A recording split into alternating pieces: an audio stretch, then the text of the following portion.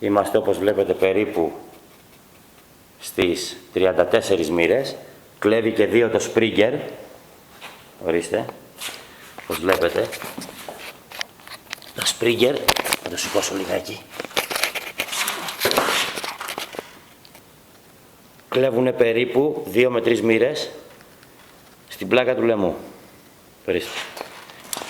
Οπότε, στο συνολικό αποτέλεσμα θα έχουμε 32 μοίρες. Όλα τα μέτρα έχουν μπει πάνω στον πάγκο εφαρμογής. Εδώ βρίσκεται και η έδρα του ψαλιδιού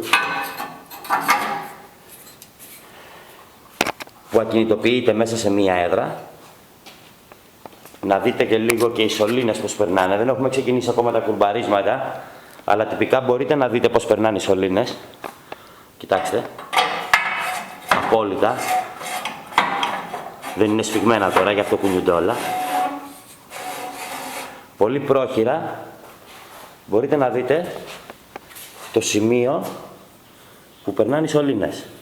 Εδώ βέβαια θα κουρμπαριστεί, προκειμένου να φιλήσει στη θέση της μέσα και να πάει στο front tube. Η βάση του πίσω του σασμάν, όπως βλέπετε, έρχεται σε απόλυτη εφαρμογή, καθώς επίσης και η άλλη σωλήνα. Πάμε να βάλουμε και την άλλη. Έτσι τυπικά να το δούμε.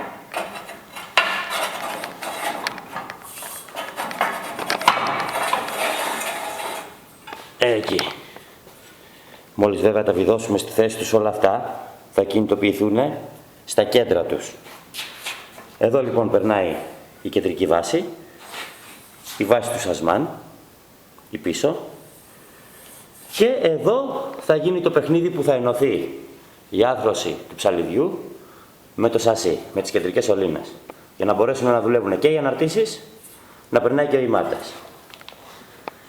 Αυτά λοιπόν για μέχρι στιγμής, μάγκες. Ελπίζω μέχρι στιγμής να το απολαύσατε και να περιμένετε, γιατί θα έχουμε λεπτομερή εξήγηση σε βιντεάκι για το πώς κατασκευάζεται αυτός ο πάγκος.